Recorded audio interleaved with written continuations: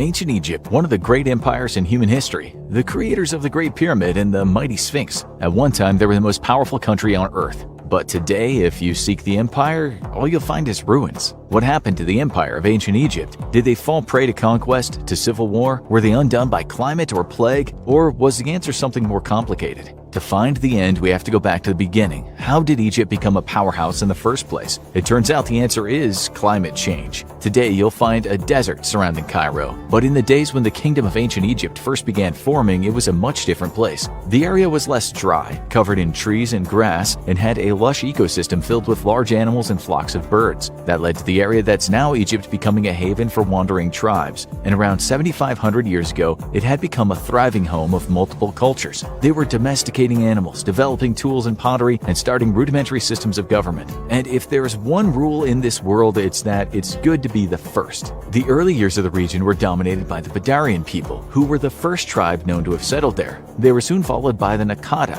which forged weapons from imported obsidian and built the region from a few small farms into a large city. And it was about location, location, location. The Nakata were now in control of the Nile Valley, and most of the trade in the region went through them. They quickly established relations with both Nubia and Mesopotamia, traded their crafts all around the region, and even developed the first rudimentary system of written symbols that would eventually evolve into hieroglyphics. And this civilization was about to take its first big leap into empire. How does a dynasty begin? With a king, of course. Much of early Egyptian history is vague, since few people were writing it down.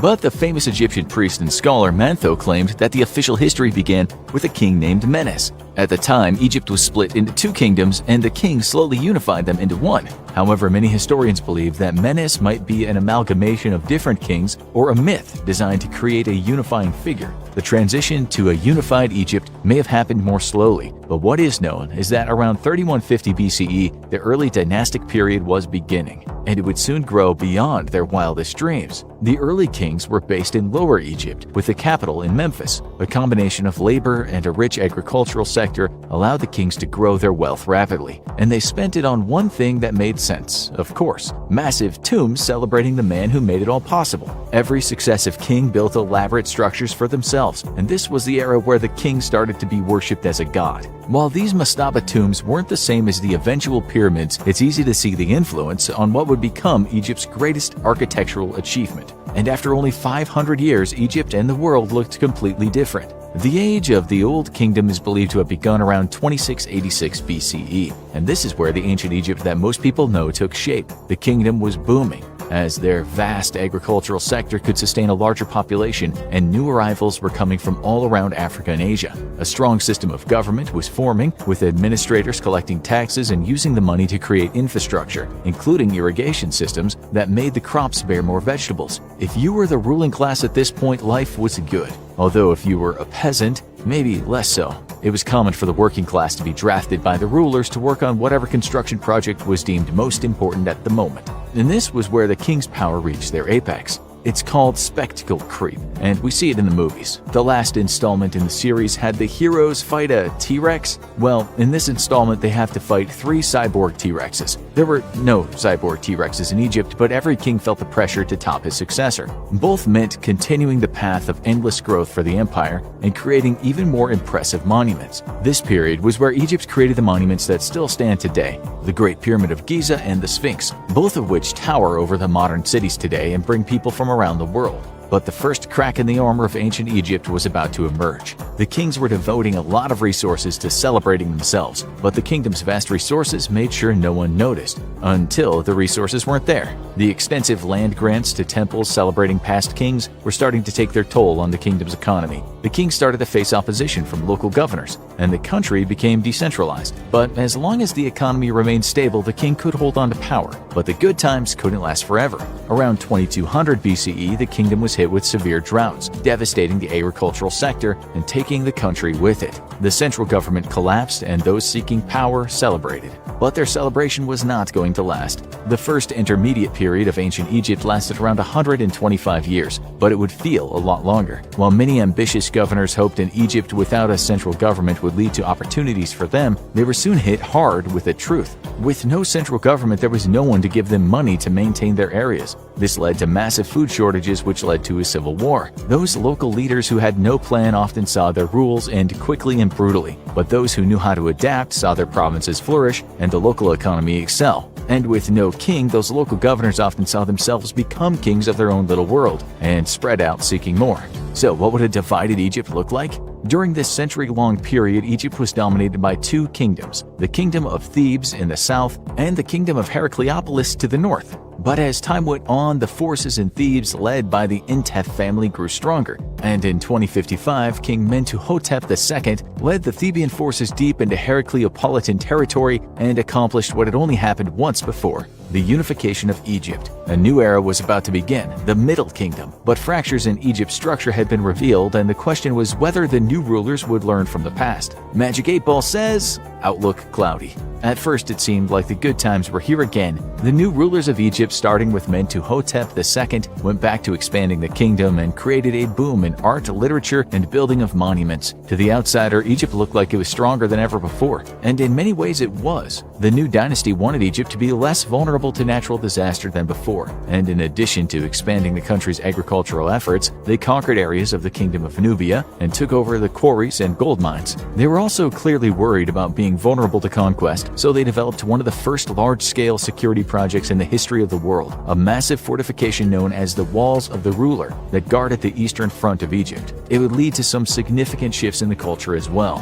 While early Egyptian art was more focused on celebrating the ruler, now things were developing a little subtlety. Much of the art and literature during the era had an introspective edge, and the gods the Egyptians worshipped were given more complexity. Osiris became the most significant deity during this era, and this god of fertility had many statues and monuments made of him. Construction projects were ramping up, and Egypt had much need for labor, so they brought in many foreign workers to toil on these projects and ramped up building and mining. This would prove to be the Middle Kingdom's undoing. The second golden era for Egypt was undone by drought and famine. This time the enemy would be too much of a good thing. Massive Nile floods hit the region, causing extensive damage to the under-construction infrastructure and straining the economy. The ruler at the time, Amenemhat III, was unprepared, and the large number of Canaanite settlers he allowed in as workers suddenly posed a threat as people scrambled to survive. This group, known as the Hyksos, soon took power in the Nile Delta, and the process of carving up of Egypt soon would begin. The ancient Egyptians had built a stunning achievement, but it would never get this good again. I know what you're thinking, but there's so much of Egyptian history to come. What about all those famous rulers of Egypt who haven't even reigned yet? Here's the big twist. They ruled all right, but that doesn't mean that they were Egyptians, because from here on out, the empire of ancient Egypt becomes less of a stable country and more of the world's biggest game of keep-away. They built something amazing, but the question now becomes if they're strong enough to keep it, and who will reap the benefits when the original rulers fall. And the first rulers were already there. The Hyksos, who were one of the largest group of foreigners in Egypt, quickly took advantage of the chaos and established their own power base in the delta. They spread out from there, and it was around 1785 BCE when they made their move on the current capital of Egypt in Avaris. The king, who had lost much of his power base, was forced to flee back to Thebes. Maybe it was the way the Hyksos were invited in, but they didn't seem interested in deposing the rulers, instead treating the king as a subordinate. As long as he paid them tribute, he was free to continue to rule, but anyone who visited Egypt at the time might have been fooled into thinking the Egyptians were still in charge, because the Hyksos seemed to like patterning their society after them. While they kept many of the cultural trappings of the era, they did make big leaps in one area, and that all comes back to war.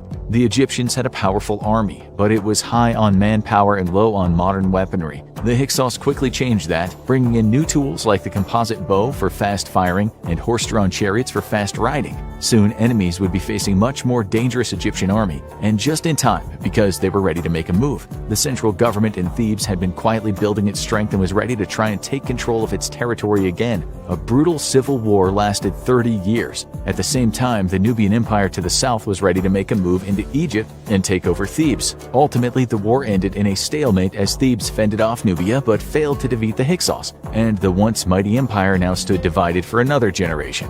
But everything old is new again. The Theban forces had a new king, Ahmose I, and he made the rebuilding of Egypt's military a big priority. Through a hard-fought campaign, he drove the Hyksos out of Egypt and reclaimed the lost territory. But he wasn't done yet. he wanted to take control of the Near East and take as much of the territory that surrounded Egypt. So began the age of the New Kingdom, which would last around 500 years and be ancient Egypt's last hurrah. This new Egypt not only built itself the largest empire the country had ever seen, but its kings took on a new title, Pharaoh. This was also the era of one of Egypt's most famous rulers, the Queen Hatshepsut, who ruled as a pharaoh and repaired much of the damage done by the Hyksos. She led many of the trading expeditions, leading to Egypt gaining large quantities of imports, such as bronze and wood. With these new resources, massive temples would be built, and she would go down as one of Egypt's greatest rulers. With new territory and more resources, it seemed like the new kingdom might go down as the beginning of something enduring for Egypt. But all it takes is one bad apple to screw up the whole barrel. Why did the new kingdom eventually decline? It's a complicated issue, but the reign of Pharaoh Akhenaten certainly didn't help.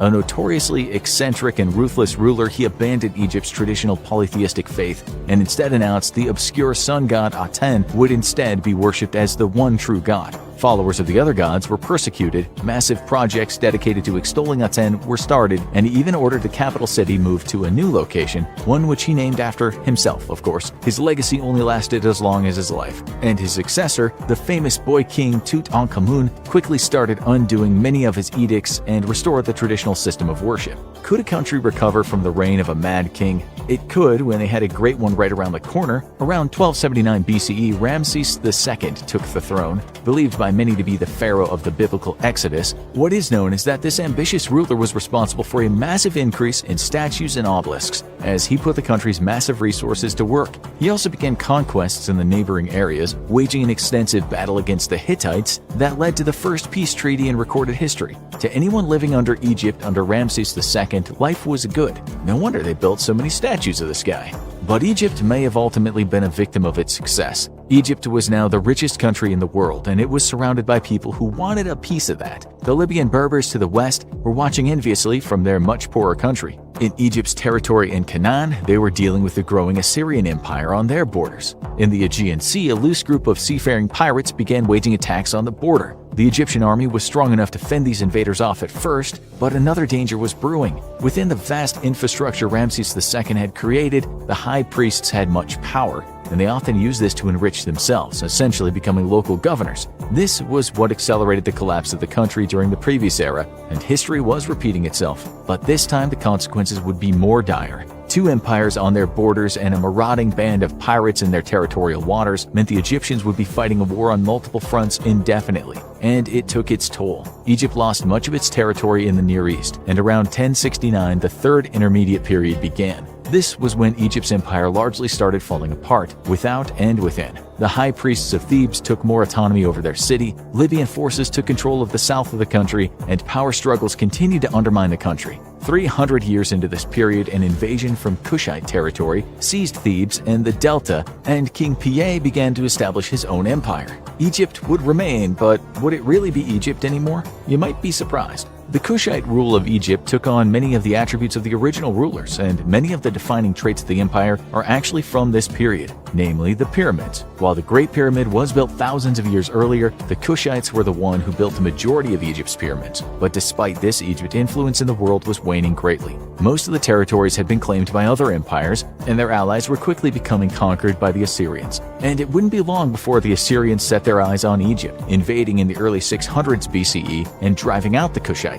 But this wouldn't be like other conquests. The Assyrians had their own culture and no interest in adopting the Egyptian one. They promptly sacked the famous temples of Thebes, took control of the kingdom and turned it over to their vassals rather than administer it directly. This left them open to betrayal, and only a few decades later the regional king cut a deal with Greek mercenaries and drove the Egyptians out of Egypt. The Greeks gained influence in Egypt, celebrated their victory, and then were promptly invaded by the powerful Persian Empire in 525. While the Persian ruler called himself Pharaoh of Egypt, he didn't even base his rule there, instead administering it from Iran and putting down rebellions. This was the official end of the Egyptian Empire, and it was annexed by the Persians. But it was far from the end of Egypt.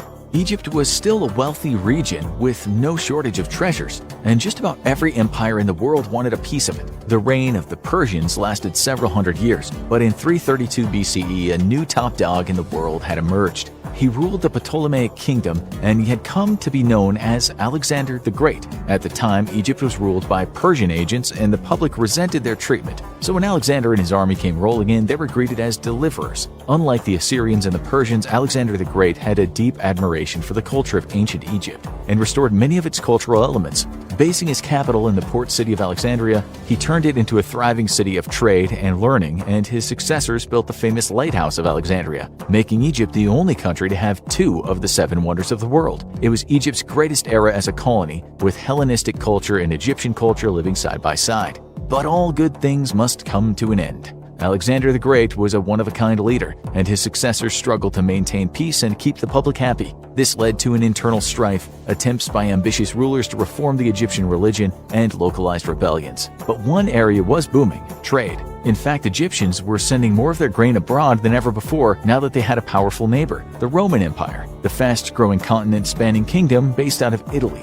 Rome was increasingly dependent on Egyptian exports, and some scheming rulers started thinking, wouldn't it just be easier if we owned Egypt instead of buying things from them? But wait, what happened to the most famous Egyptian ruler of all? If you ask people for one Egyptian ruler, odds are they'll name Cleopatra, the powerful queen best known for starring in her own Shakespeare play and being famously played by Elizabeth Taylor and soon Gal Gadot. But what most people don't know is that she wasn't Egyptian at all. She was the last queen of the Ptolemaic dynasty and famously fell in love with Roman politician Mark Antony. They attempted to defend Egypt against the Roman invasion, but their forces were defeated, and Octavian, the man who would become the first Roman emperor, took control of the massive territory. And with that, most people believed that the newly named Emperor Augustus became the richest man in the world. Obtaining what was once the richest country in the world would do that. And so the Egyptian empire ended not with a bang, but a whimper. The Romans ruled the Egyptians with a firmer hand than any other empire, administering it directly and eliminating many of their traditions. As Christianity took root in Rome, it would soon establish itself in Egypt as well, with the Egyptian Orthodox Church becoming one of the earliest denominations of Christianity to still be around.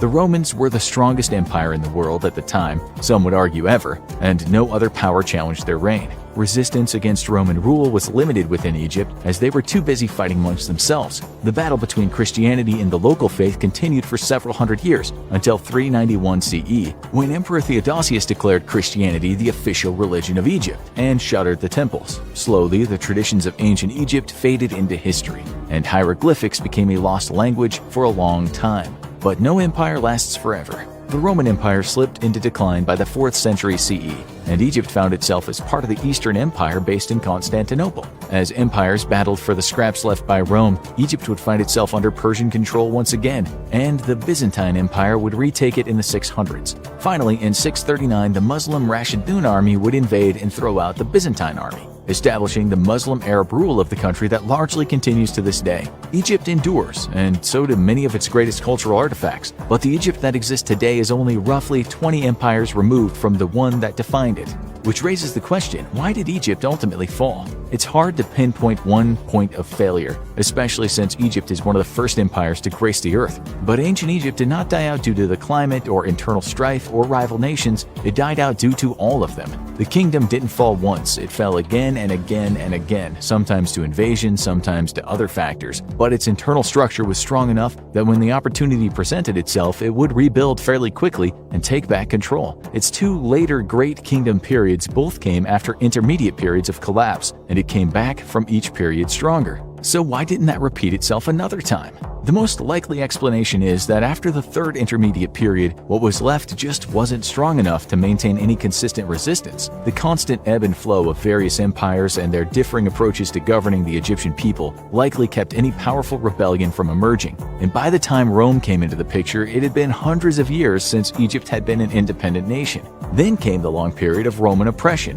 where most of what Egypt stood for was systematically wiped out. By the time that it ended, the remnants of ancient Egypt were nothing but ruins, and the sense of a national identity was weaker than ever. So, what about Egypt today? Egypt was a province of the British Empire until 1922. It had previously been ruled by the Ottomans, but has maintained independence for 100 years now. Still, largely populated by Arab Muslim populations that took over in a previous conquest in the post-Rome era, their 100 years of liberation has been chaotic. They've been involved in several wars and have been ruled by kings, socialist leaders, elected leaders, and currently a military dictator. But despite this, they're considered one of the most stable countries in the Middle East and have a strong diplomatic relationship with most of their neighbors. As for their history, they still hold their time as top empire of Africa with great pride, and many of the remaining sites are among the world's greatest tourist sites. But ancient Egypt's greatest legacy might be outside of the country. There are a few ancient empires that capture the world's fascination more than Egypt, with trappings like the pyramids, the Sphinx, the story of Exodus, and of course the mummies who are probably not getting back out of their sarcophaguses once they were entombed in real life. No empire lasts forever. If the ancient Egyptians are still featuring in Hollywood movies thousands of years later, it's pretty safe to say the Romans weren't as successful as they'd hoped.